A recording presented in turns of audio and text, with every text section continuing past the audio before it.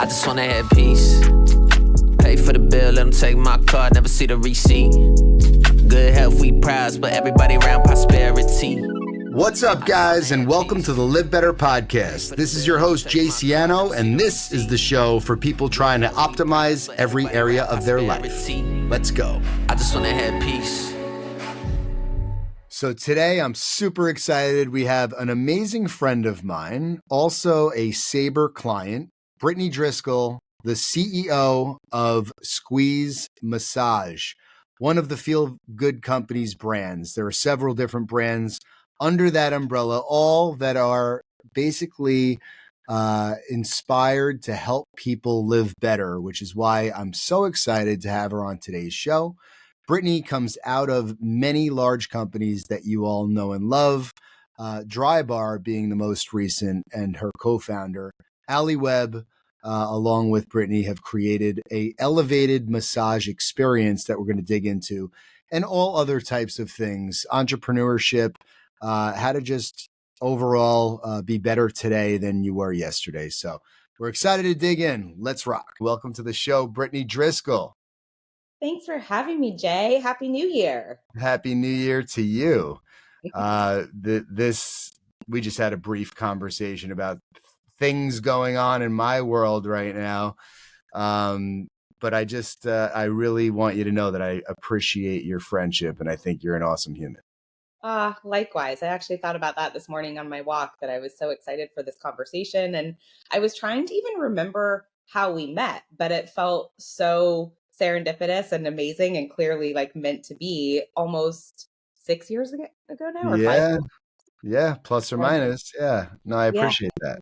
No, you and your team have just been such an incredible part of our growth. And I couldn't think of any better partner. So happy to be here. I appreciate that. So for people who don't know what we're talking about, will you give a little background on yourself and kind of, start from the top a little bit? So there's no rush here. Let's chill and give people an understanding of how you got where you are and where we're going. Yeah. Well, I suppose probably a good place to start is I started my career in marketing and advertising, and I got a chance for the first decade or so of my career to work with really amazing brands. Everyone from Disney to Coca-Cola to Hilton, Barbie and Hot Wheels were clients of mine for about 6 years. And I always like to say that, it was so fun to live in imagination land for, that period of time. And interestingly enough, my time with Hot Wheels, I think it's funny how you can go back and connect the dots, I think was such a good catalyst to where I am today. And I'll explain that briefly. But I basically worked on this campaign called Hot Wheels for Real. Most people don't know that the little toy cars are designed to scale. And we were tasked with making Hot Wheels relevant to men who weren't boys anymore and who weren't yet dads, playing with the toys again. And so we built the cars at scale. We worked with the best race car drivers, everyone from Mario Andretti to Danica Patrick to all the guys who drive like Fast and Furious and the car commercials that you see on TV. And we designed and created and executed world record breaking stunts. We subverted major athletic events from the Indianapolis 500. We built a 100-foot door in the middle of the speedway. We replicated wall tracks. We sent an 800 horsepower truck down it, broke the world record for the longest four-wheel jump. And then the next year we subverted the X Games in downtown LA, literally created the iconic double loop. Sent 2 cars through it. And I always like to say what's interesting about that time in my life is, Mattel is a toy company.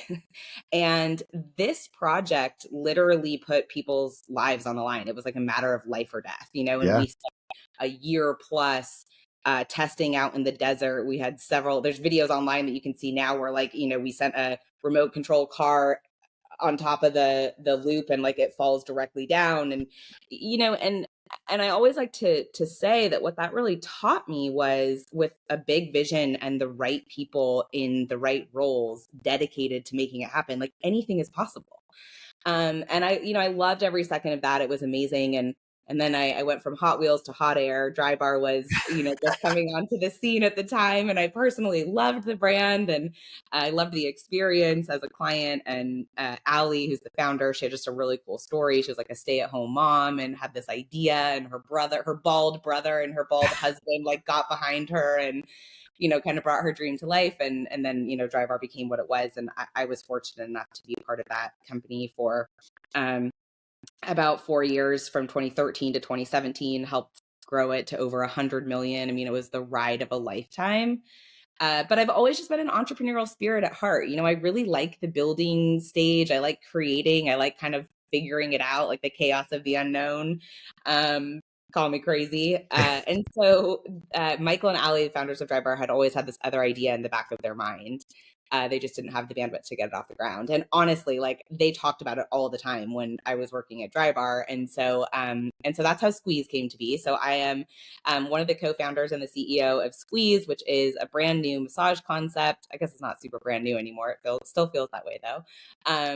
And really the whole idea was, we looked at the landscape, and on one end of the spectrum, there's low-end discount chains, which I always like to say, to their credit, really made massage accessible to the masses. They created this category. And then on the flip side, you have high-end hotels and spas, which are really lovely, but unattainable for a regular routine experience. And so similar to Drybar, we brought in that, high-end, sophisticated, luxurious experience, but at an affordable price point. And then beyond that, we've added this technology layer that really enables convenience and personalization. So our guests are able to not only book their appointment, but set all their personalized preferences through our app. It's saved to their profile. Their massage therapist reviews it prior to them even walking in the door. When they get into the space itself, Squeeze, we've got a beautiful lounge that you can relax in. We've got spa water and tea and almonds. We have an interactive aromatherapy bar that you can actually choose which scent you want to apply during your experience. And then we get into the suite, which is what we call our rooms. There's 6 different music playlists that you can choose from. There's a phone charging station. There's mints and hair ties. We even have a ready button on the table. So you, as the guest, let the therapist know when you're ready for them to re-enter the room and start your massage. And then post-massage, like Uber and Postmates, you pay, rate, tip, and review. We like to say guests walk in and float out. So the whole experience is really designed just to be very relaxing and seamless and hopefully very enjoyable. Yeah, I mean, well, it's so smart and it's so necessary. I mean, just really filling that void. I think that those earlier brands that were also tremendously successful, the Massage Envies of the world, the Hand and Stones, the Elements, we're kind of the gateway drug, into, to your point, massage for a lot of people, and making it really convenient and accessible, but I think a lower experience than a lot of people would want. And that's where Squeeze comes in.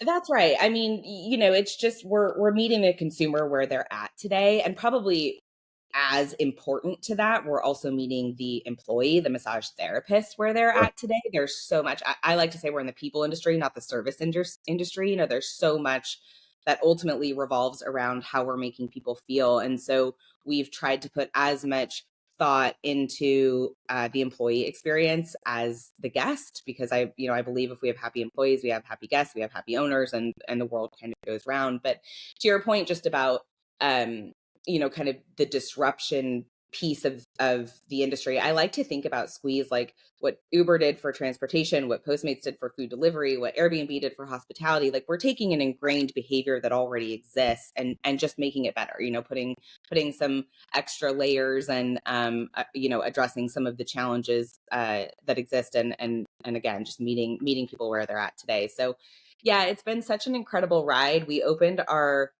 flagship location, as you know, where we met for the first time, in Studio City in Los Angeles. We opened in March of 2019. So we were open for 11 months before the world had different plans for us. And gosh, and not that we all need reminding, but just, COVID obviously hit. So we were closed for an entire year, being in Los Angeles, one of the strictest jurisdictions during that time. And then honestly, I mean, it took us like a year from that point in time, from 2021, to build back. So it was like a 2-year rebuild journey. And, interestingly enough, and we now have 90 locations in development. I mean, that's just like, that's just awesome. Like to hear like 90, that's unbelievable, just especially with that interruption, and I think I know where you're going, but you continue, because my question was going to be, were there some things that happened as a result of that benefited the brand, benefited the business? I think you were Yeah. going there already. Gosh, I think there's so many things. I will tell you the biggest thing that I learned from that time period, though, and that experience is I'm so convinced that the most successful people are not the best educated, experienced, or well connected. They're just the ones who keep going and don't give up.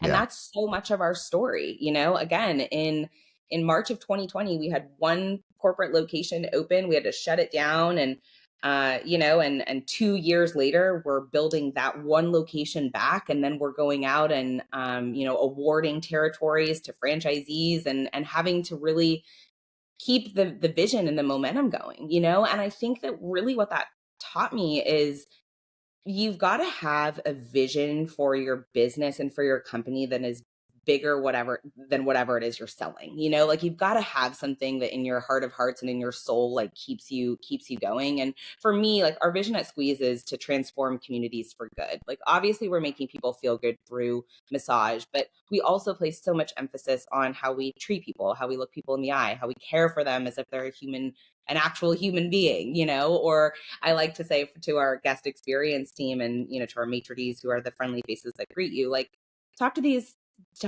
strangers, because they ultimately are when they're coming to us for the first time, as if you're welcoming them into your home, or, they're a family member who you care deeply about and you want to ensure that they have a really, really wonderful experience. Like, I think so much of that is lost today. And so in any case, that's part of, what that experience taught me and what it really solidified in me in the importance of building a business and certainly a brand that is dedicated to the well-being of the public.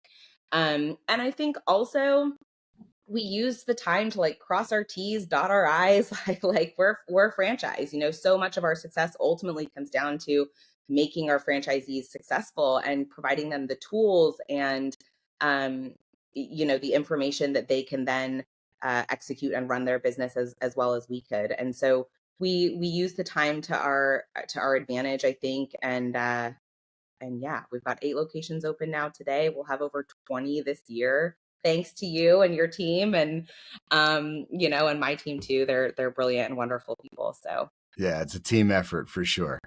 It's interesting though, because having worked with a lot of different companies that are both corporate in nature and franchised, I think Squeeze is one of the few companies that we've worked with that operate in a very corporate nature, because they really, really, you guys absolutely consider, the franchisees to be partners. And that is, I think, so important and so rare, unfortunately, where like, a lot of franchise concepts are just looking to expand as fast as possible. They're not really, I hate to say it, but they don't really care so much about the actual partner's success. They don't refer to them as partners. That's such a unique thing. And that's truly why I really enjoy everything that you guys are doing, beyond the fact that, everything is like best in class and everything is so well thought out, and just, the way that you guys approach brand. I mean, I think Dry Bar, is a great example of that. Dry Bar is like, the way that people refer to like places in different areas as like the Brooklyn of, or like in the fast casual world, it's like, yeah, well, they're kind of the Chipotle of Italian food or whatever it is, right? Like it's the dry barification of, these things, which the attention to detail and the way that everything you guys do is just, in my opinion, can't be done better. And I truly mean that. And you guys are just best in class all the way around. And I think anybody who's involved in your ecosystem is really fortunate to be there, because there's so many franchises that I look at that I'm just like, this is almost criminal, like it's terrible. When I was at Dry Bar as the head of marketing, I used to joke that I wanted to work myself out of a job. And it wasn't because I didn't love what I was doing, but it was more so because I'm such a believer that if you create a good experience, your customers do your marketing for you. And that is ultimately how you build what I like to call a love brand. That's what we used to call Dry Bar. That's, ultimately what I think we're building at Squeeze too. But it is all about the little things. Little things are big things is one of our values. And it's for me, when the little things are applied to an experience, and it can be anything. It can be a brick and mortar experience. It can be, the experience when you're opening up a package from a brand. It's like, if that little thing that created a spark of joy didn't exist, you wouldn't know, you wouldn't think about it otherwise. But because it does exist, it makes you feel like someone thought about you. It makes you really feel like, oh, my experience here matters. Like my time and my money being spent here is worth it.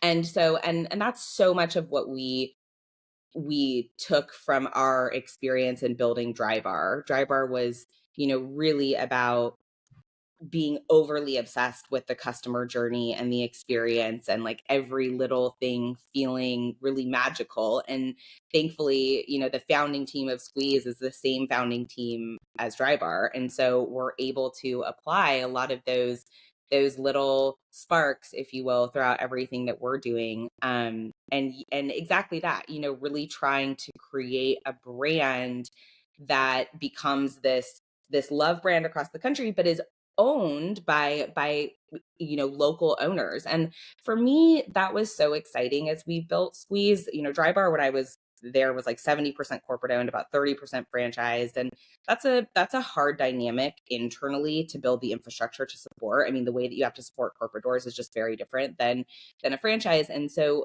we were really excited about this idea of getting to champion small business owners, and particularly in this area of wellness that we know everyone is going to continue to spend their time and money on, and is an actual, betterment to society. Like for me, it's like the older I get, that's all I want to do is just figure out value and like ways to help people. And so it is very, very rewarding to create this experience and this business that is not only giving back to people, but also creating an opportunity for business owners.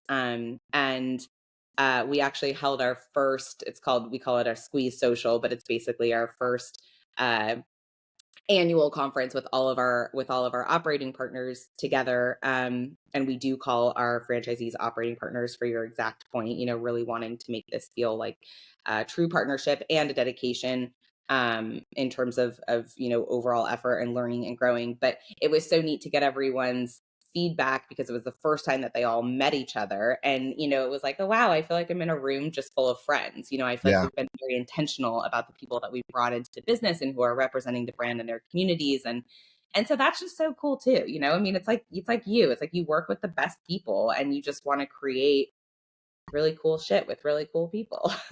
That's the goal, right? And this is the LivBtr Podcast, and I think everything you guys are doing are helping people live better. Back to your point about being purpose driven, because as an entrepreneur, you're getting punched in the face constantly.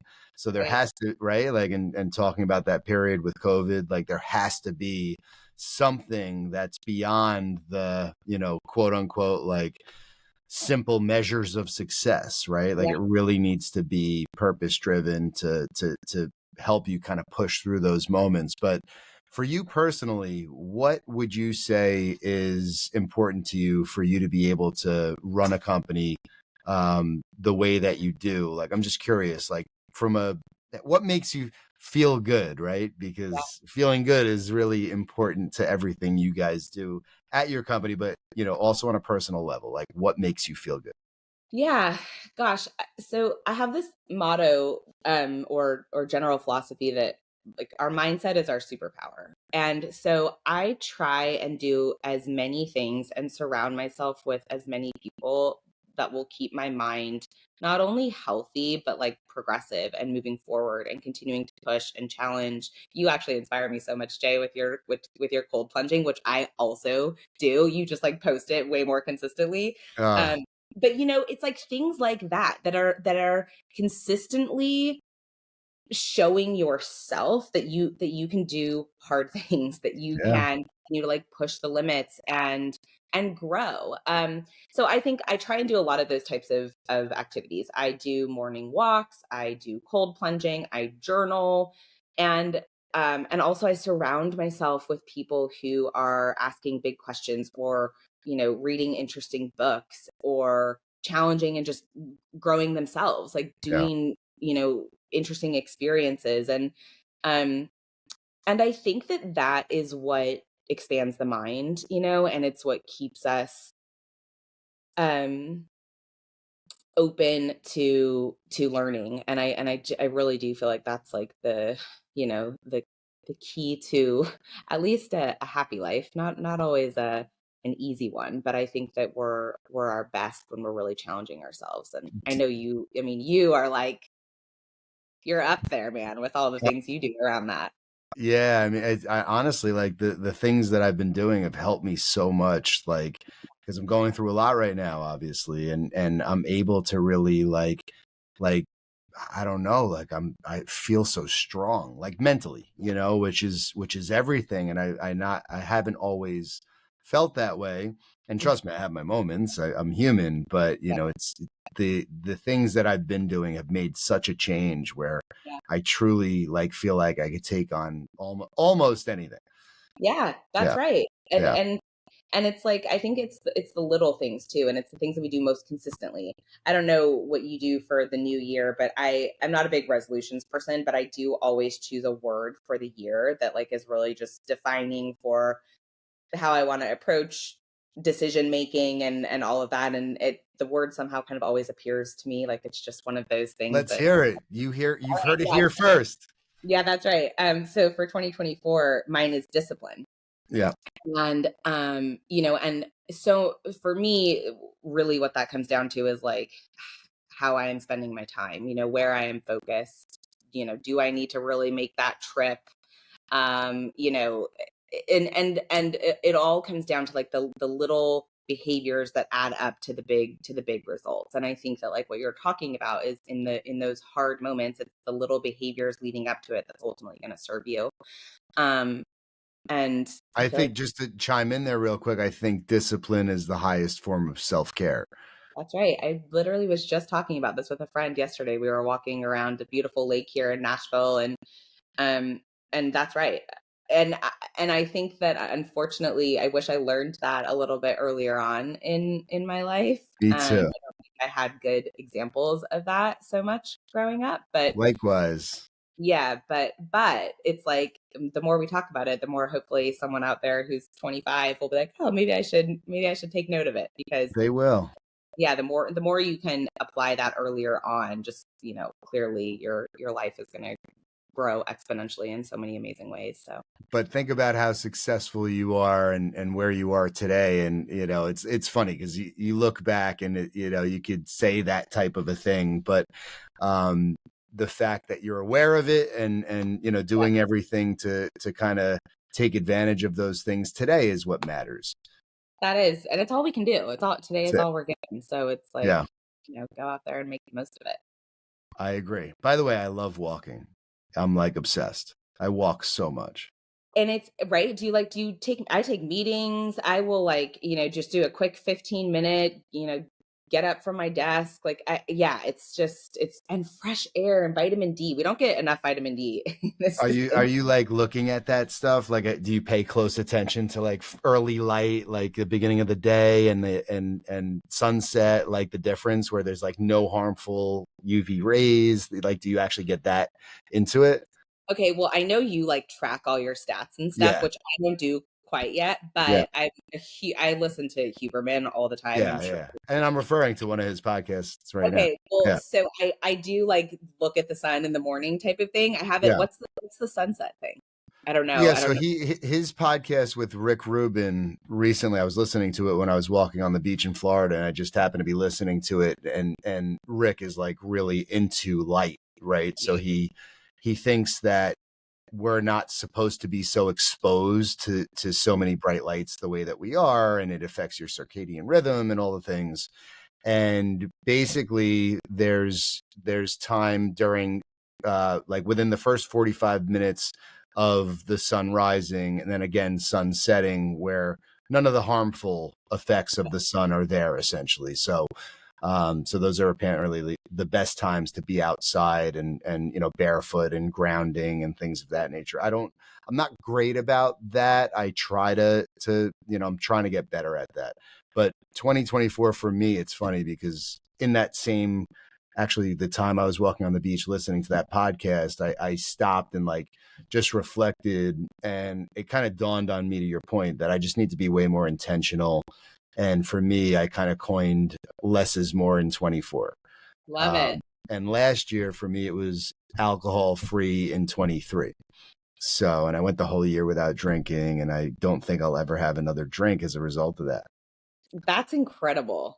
I'm all for a good rhyme. You remember things better that way. So that's a good way to go about it. It just happens, by the way. I don't try it. Like I'm like, less is more for me. And I'm like, it rhymes with 24. Same thing happened with alcohol free. I'm like, in 23, like, wow, that's weird. Amazing. Yeah. Yeah, exactly. It just comes to you. Yeah. Well, speaking by of the way, that's been my biggest unlock of superpowers, not drinking. Not drinking.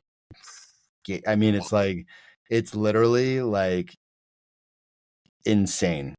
Yeah, I believe that. We're doing dry January, and we do like sober October. Like we definitely kind of are intentional on at times around that. I mean, not always, but I hear you. I mean, it's like you sleep better, you have clarity of mind, all of it. So I mean, eat better. You don't, you're not making any poor decisions. It's really like you're stacking like all positive things, because, by the way, I can't go out and have one drink or two drinks. I'm just not wired that way.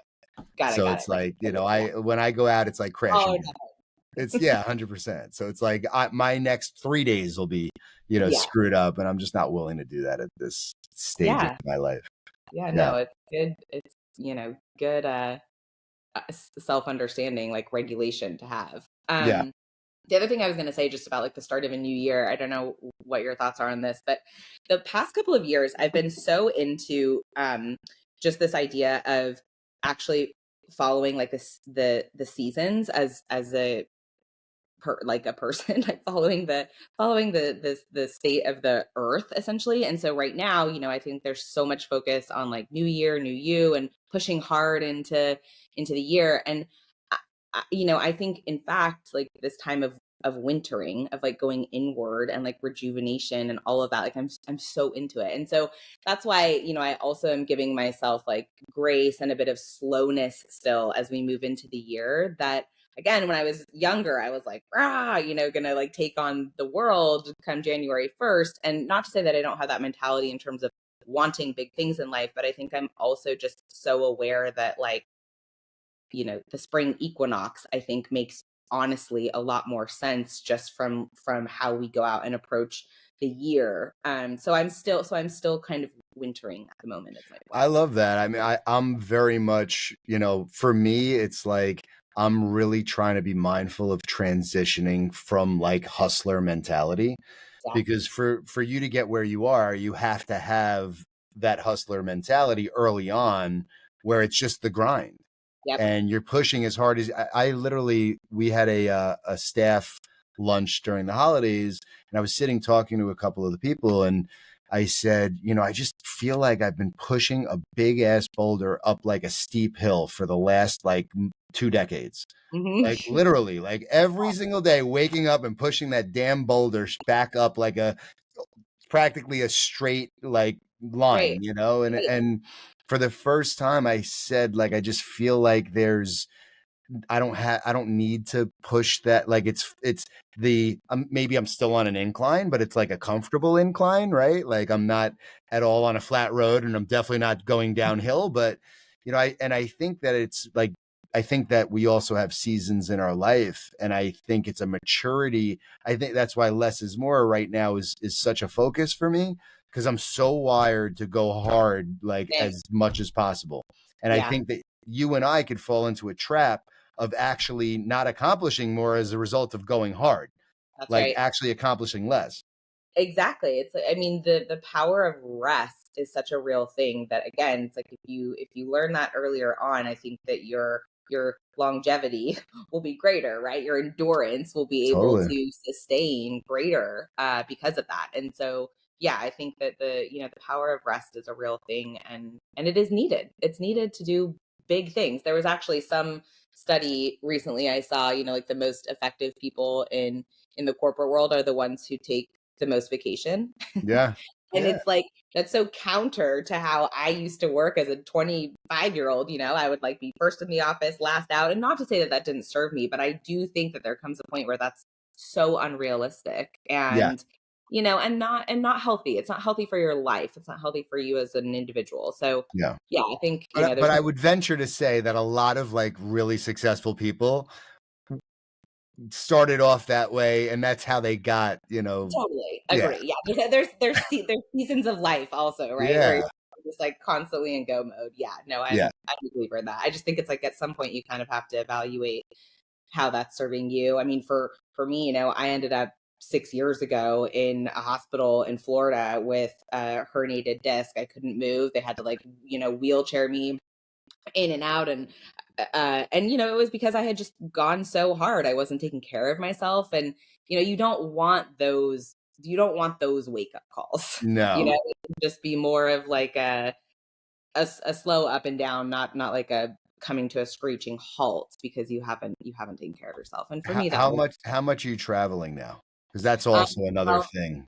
okay, so that's one of my biggest things in my discipline category Yeah. is really limiting my travel, because not only does it's hard on your body in so many ways, but I get less work done. There's just a reality to like having to, Totally. travel and be out and about and like, making the most of it and taking time with people. And so I'm actually trying to limit my travel pretty significantly this year. We'll see how it goes. Yeah. I have one trip this month and I have one trip next month so far. So Yeah. I'm normally like on a plane once every week or two. So Yeah, that's insanity. Like it is insanity. I mean, just from a hydration standpoint, like all the things, like it just throws sleep. Totally. What time do you go to bed? I like to go to bed somewhere between 9:30 and 10. Yeah. Me And I too. get up early. I don't always hit that, but I like to. Yeah. I get up somewhere between like 5:30 and 6 most days. So yeah, the early to bed, early to rise is a motto I live by. What do you do when you wake up? Are there any things that you incorporate that you do? Oh, yeah. Do you get right on your phone? Do you get on a computer? Do you? I will. I mean, annoyingly, actually, one of the things I'm doing right now is in January, I'm like tracking my time, and like annoyingly, I look at my phone in the morning, of course. So do I. I'm the worst. But I'm trying to limit it. So it's like, I'll look at it for a couple of minutes in bed and then I'll pop up. And what I do is I come downstairs, I turn my fire on, I get coffee going, I'll journal and I'll meditate, go for a walk, and then like dive into the day. I've really been trying to be like intentional about the screen time situation. I also am reading a lot more. I've finished 3 books so far this year, which what sounds books? Do tell. Wait, three books so far this year? In 8 days. And it's only those short books, but it's because I've just like spent less time on my phone, so in the evening, instead of just like mindlessly scrolling, I will read for a half an hour before bed. And then also when I walk and anytime I drive, even when I'm getting ready in the bathroom, like I'll listen to audiobooks. So I've read there's this book called The Art of Laziness. It's brilliant. It's really? Yes, it's jotting that one down. It's literally like, well, first of all, it's a super quick read, but it's straight to the point. I feel like the best way to describe it is it's like if your grandfather was on his deathbed, it would be like all the secrets of life that he tells you. Like, do these things. It's incredible. I actually feel like I'm always just going to have it on my nightstand because it's like that good. It's like, let's revisit, let's open a page. And I'm so excited. The other one, it was When Breath Becomes Air. And it's a heavy read, but it basically is a neurosurgeon sharing his experience as a doctor and then is diagnosed with cancer and moves to the patient experience. And it's incredible. I mean, it is so moving, and it touches on everything like faith, science, humanity, mortality. I mean, it's just it's brilliant. And And then you kind have of experience I with do. that.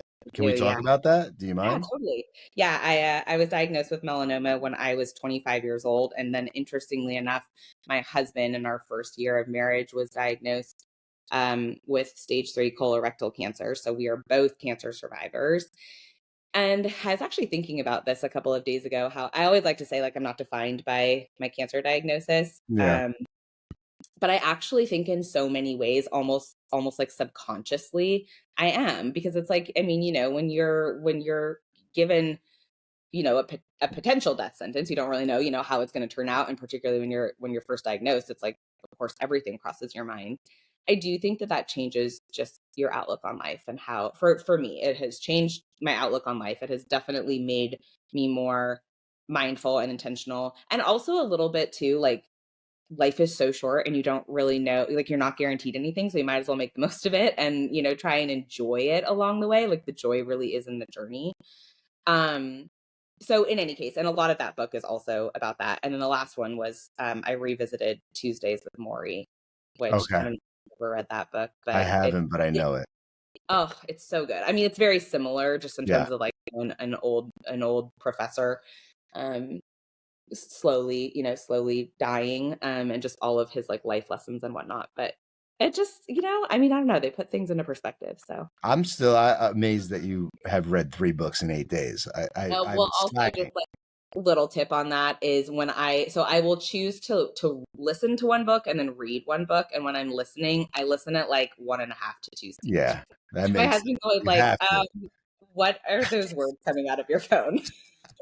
And I'm How like, do you even like hear a word? well, you can. I'm like, you can can. understand. He's like, okay, can you? I'm like, yes, totally. So but that's That's the only funny. way. I mean, you gotta hack a few things like Have that. you ever read, speaking of grit and resilience, have you ever read Grit, Angela Duckworth? I don't think I have actually. Yeah, it's a good book.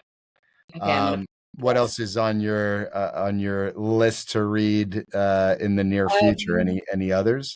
I just started one this morning called, I think it's like Good Vibes, Good Life by Okay. Bex King. So that's next on my list. Cool. I'll keep you posted. Are you on speaking what- anywhere anytime soon? Are you at any events?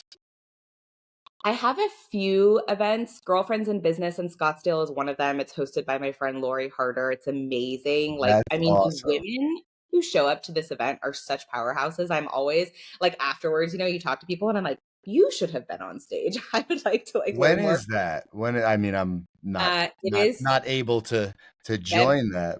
Yeah, no, it's February 3rd. Yeah, February because 3rd. I know some women that should definitely Yes. attend that. Yeah. And then there's a conference called Renaissance Summit here in Nashville. That's towards the end of February, and I'm actually hosting a fireside chat with Allie Webb. So Awesome. a book called The Messy Truth, and it's just all about her experience building Drybar and the messiness of life that comes along with building a business. That's and a book I'd like to read. Yeah, I mean, she lays it all out there. So yeah. She's relatively an open book as it is, but it's when really, is that? That is February 20. You're really testing my. Yeah, I know. I'm curious because these are all things I could always use a good excuse to come to Nashville. February 24th. Yes, please come. February 24th. That would be awesome. And then there's another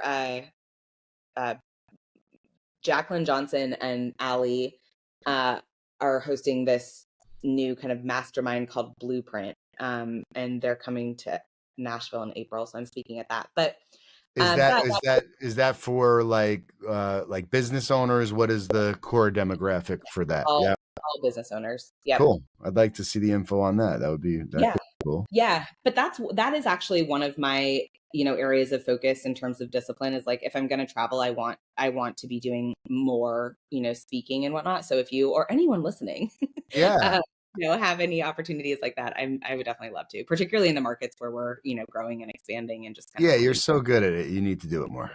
Well, thank you. I appreciate you need to share your story, which we've scratched the surface on here. We could probably go for hours I know.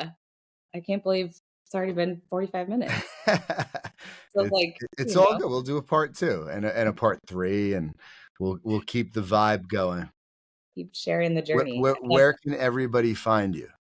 So to keep up with all things Squeeze, at Squeeze on Instagram or squeezemassage.com.